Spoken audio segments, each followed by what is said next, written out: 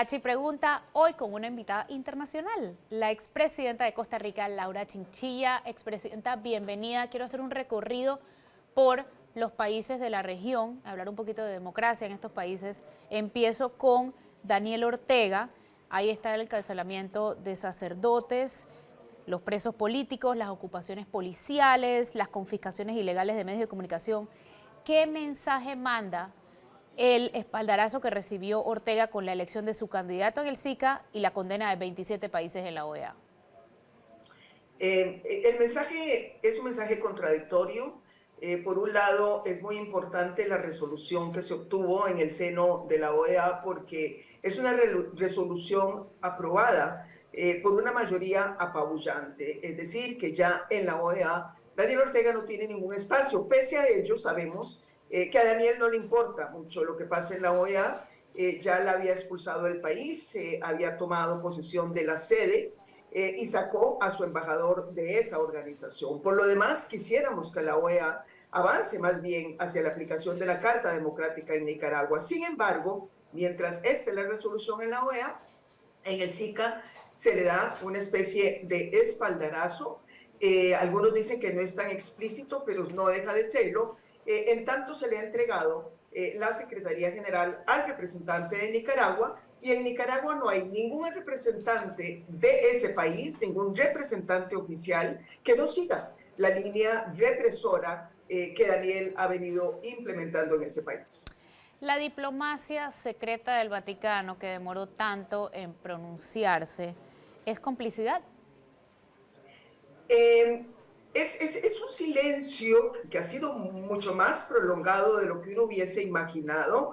En realidad ellos la denominan más que diplomacia secreta, diplomacia discreta, pero esa discreción ha resultado, quiero decir, bastante escandalosa, porque las violaciones flagrantes que se vienen dando en Nicaragua en materia de derechos humanos ya suman muchísimos años. Esta declaración que dio el Vaticano el domingo pasado pudo haber sido una declaración para el año 2018, en donde se inició por lo menos esta segunda oleada de represión que hoy ha llevado a estos cientos de presos políticos, a estas miles de organizaciones y medios de comunicación que han sido clausurados, y a las más de 300 personas que murieron en esas protestas. En ese momento habríamos entendido el llamar, por ejemplo, a un diálogo. Ya a estas alturas, cuando tanta agua ha corrido bajo el puente, cuando se acumula tanto sufrimiento, ya no basta con un llamado como este. Hubiéramos esperado una clara condena a lo que está pasando en Nicaragua.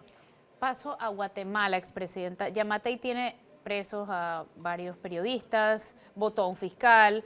¿Su conducta es indicio de un viraje autoritario en ese país? Primero. Y segundo, ¿tiene Guatemala las instituciones para enfrentar eso o vamos camino a otra dictadura?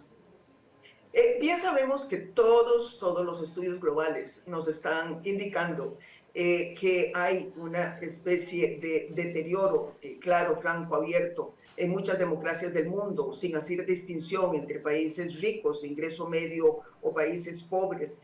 Sin embargo, cuando hacemos una aproximación más cerca por regiones, vemos que América Latina es la región que acumula más años consecutivos de deterioro democrático, y que ese deterioro particularmente es alarmante en esta pequeña región de Centroamérica, hacia el Triángulo Norte. Es decir, cuando miramos de Nicaragua para arriba, vemos manifestaciones de enorme preocupación en el caso de Guatemala, especialmente concentradas en un ataque sistemático contra el Estado de Derecho. Después de que se sacó a la CICIG del país, que investigaba graves casos de corrupción, se han venido también sacando a fiscales, a jueces independientes que han tenido que huir del país por persecución política, y vemos cómo muchos de los casos de corrupción que se investigaban se han venido cayendo. Podríamos decir que hay un esfuerzo claro, sistemático, por cooptar a jueces, a fiscales, y reducir la independencia del Poder Judicial. ¿Cómo se explica el fenómeno Bukele en El Salvador y qué mensaje manda que tantos salvadoreños defiendan la detención arbitraria de más de 50.000 personas en nombre de la seguridad, expresidenta? En El Salvador La violencia ha sido un problema de muchos años, desgraciadamente no debidamente manejado. Han habido momentos en que se han dado buenas respuestas, pero no sostenidas. Y entonces vemos cómo hoy una población aplaude a un presidente que persigue a la criminalidad, violentando todo tipo de preceptos en materia de Estado de Derecho, y le aplauden porque es un problema que venían arrastrando por mucho tiempo, que hacía de El Salvador uno de los países más peligrosos del mundo. De ahí que el gran reto que tienen los gobernantes demócratas es no solamente respetar ese conjunto de principios que hacen la democracia, sino también tratar de dar las respuestas correctas que los ciudadanos están demandando. Pasamos a Colombia. ¿A Petro lo ve más parecido a Boric, a Lula? ¿A quién? Es muy difícil y precisamente por haber gobernado un país y haber estado sentada en esas sillas, a mí no me gusta meter a los gobiernos y a los gobernantes en un solo saco. A veces esos simplismos en donde decimos es que ahora América Latina o los ciudadanos de América Latina quieren una izquierda, antes era una derecha. No, los ciudadanos de América Latina están votando por algo diferente a lo que en ese momento están gobernando. Si en algún momento ese voto se inclina hacia la izquierda o a la derecha, es algo bastante secundario.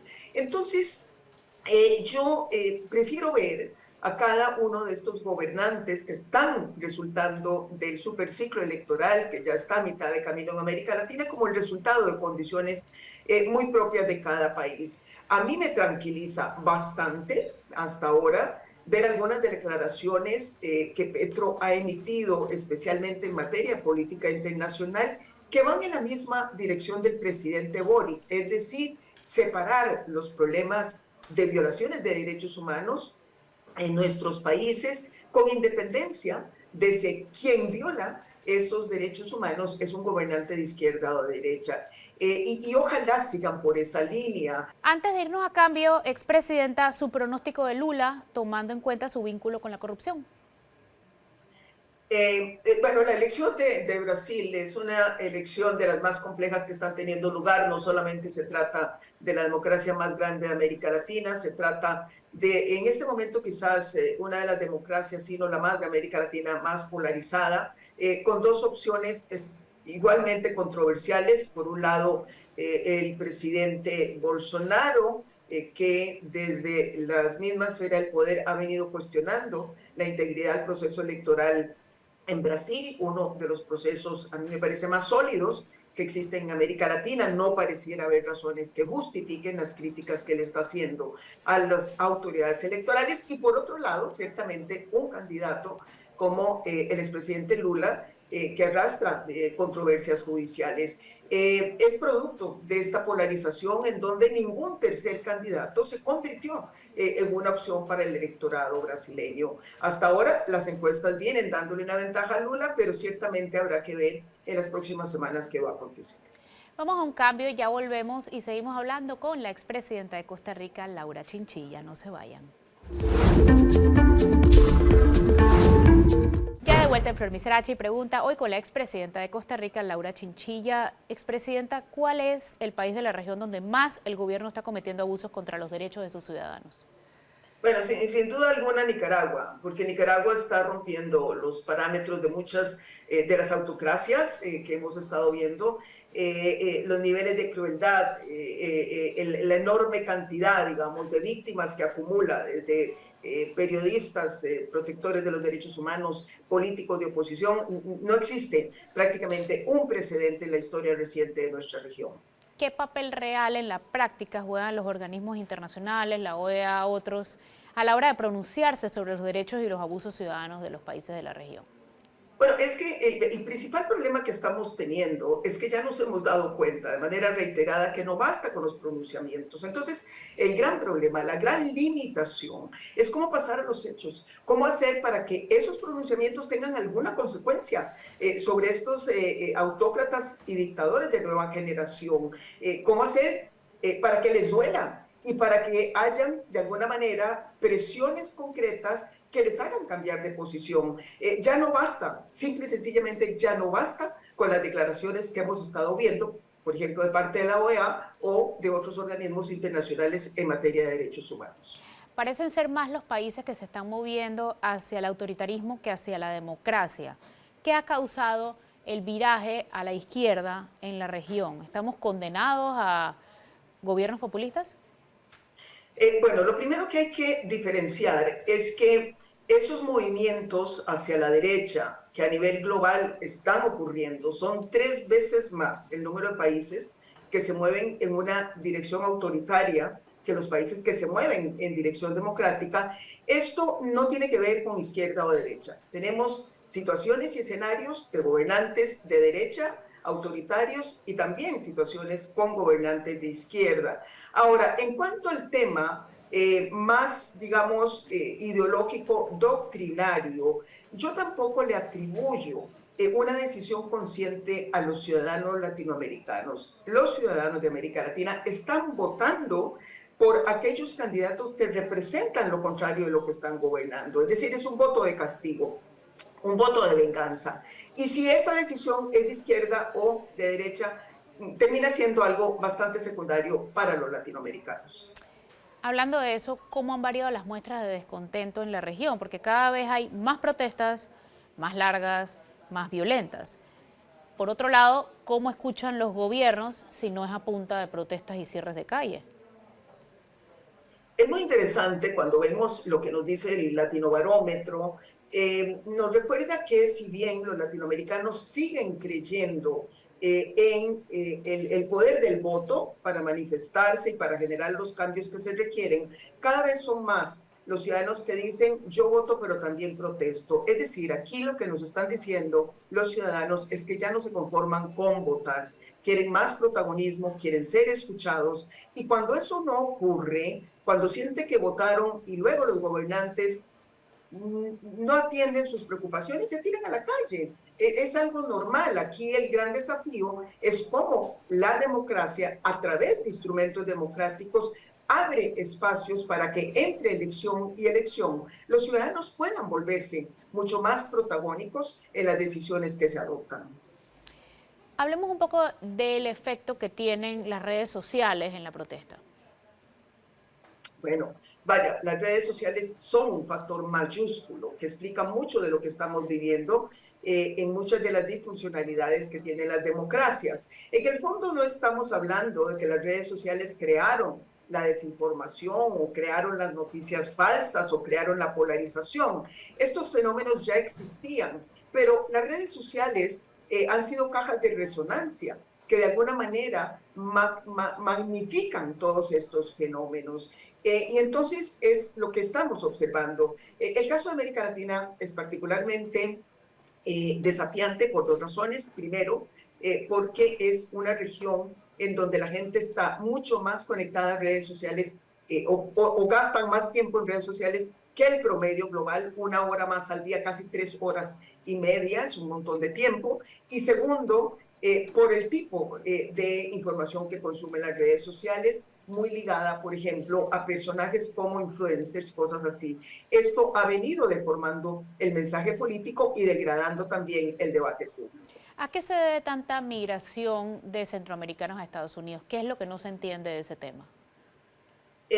Básicamente lo que no se entiende es que a pesar de que suena tan claro, luce tan evidente, y es que si la gente migra es porque tiene necesidades. Y entonces no han habido todavía políticas efectivas para poder entrarle a esos factores que son los que están haciendo que la gente migre. Y es claro, los estudios en Centroamérica nos dicen que hay sobre todo 2 factores, más un tercero que se empieza a sumar.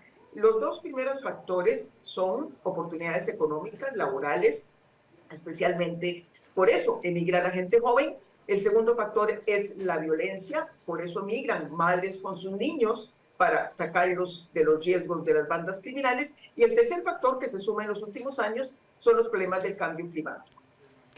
¿Qué problema en común comparten los gobernantes y los países de la región? Bueno, en América Latina, si es en América Latina, en Sí. este momento compartimos muchos más problemas que antes, porque la naturaleza de los problemas casi que todas son globales.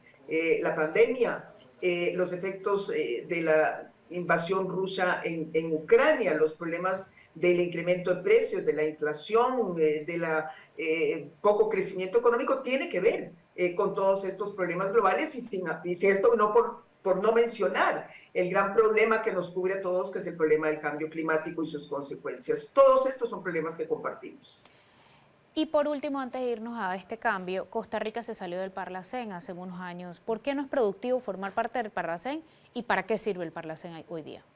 El Parlacén no sirve más que para dos cosas: gastar más dinero de países que no tienen mucho dinero que gastar, son países pobres que requieren usar eso para atender a sus ciudadanos, y segundo, para darle acogida a quienes huyen de la aplicación de la ley, o sea, para darle inmunidad a muchos políticos corruptos. De manera que es una vergüenza y yo me alegro que Costa Rica no esté en el Parlacén. O se hace una reforma profunda al Parlacén, entre otras cosas, quitando esa inmunidad de que gozan quienes allí están representados, para poder darle alguna funcionalidad y que algo le sirva a Centroamérica, pero hoy no es más que, en muchos casos, no todos, una guarida para algunos pillos. Vamos a cambio, ya volvemos. Esto es Flor Misrachi Pregunta, hoy con la expresidenta de Costa Rica, Laura Chinchilla. Ya de vuelta en Flor Misrachi Pregunta, hoy con la expresidenta de Costa Rica, Laura Chinchilla. Expresidenta, ¿qué rol está ocupando el crimen organizado en la política de la región?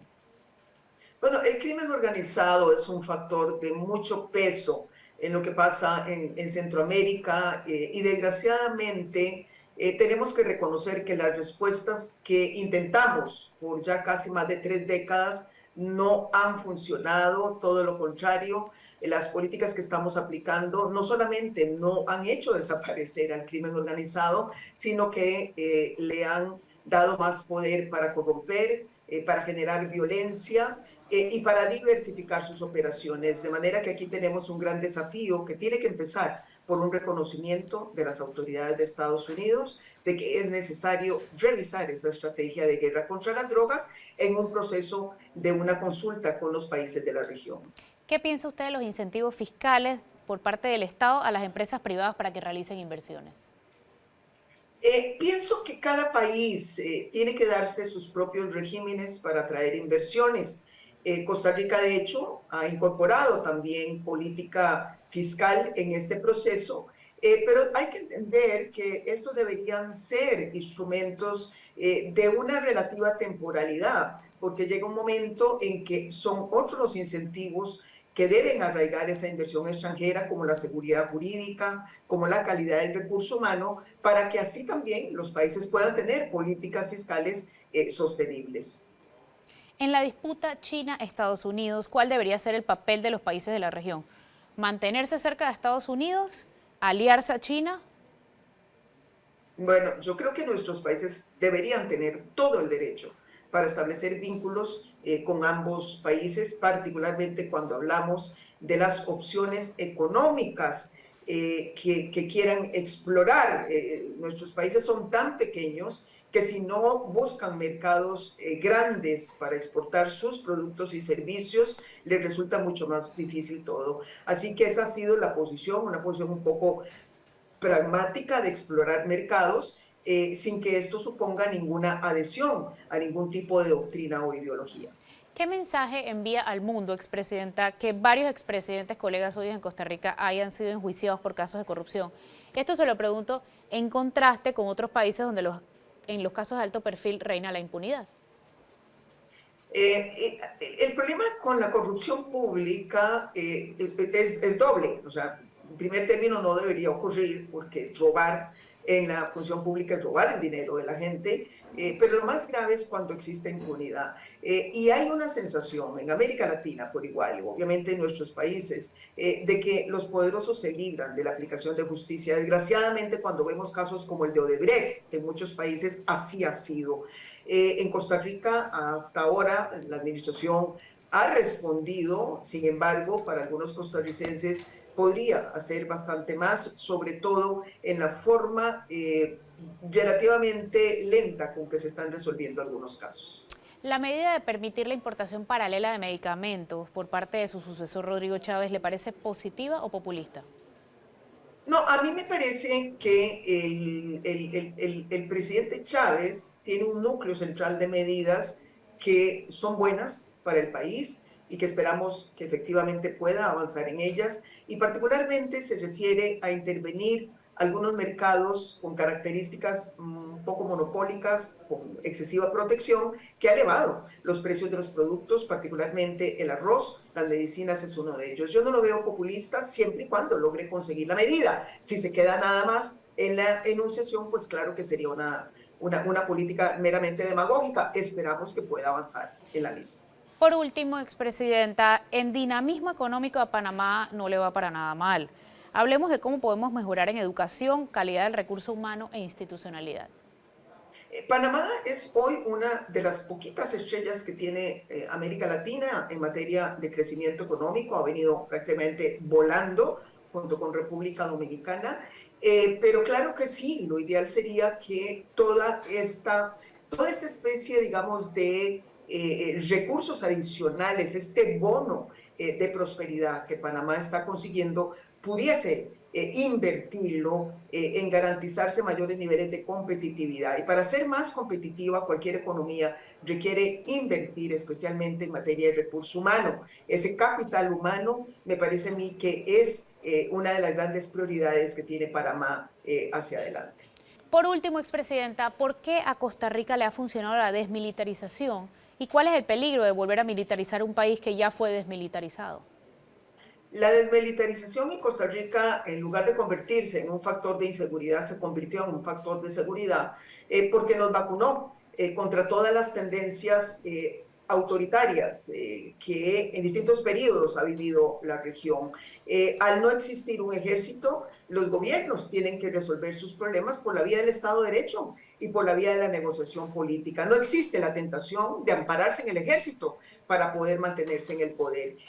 No creo yo que haya ninguna justificación para reconstituir el ejército en Costa Rica. Si hablamos del crimen organizado, basta con tener policías y jueces que hagan las cosas bien. Y esa es la apuesta que tenemos en Costa Rica. ¿Y usted va a aspirar a la OEA o a la ONU, tomando en cuenta que en 2 años o en 3 años ya le toca a Latinoamérica?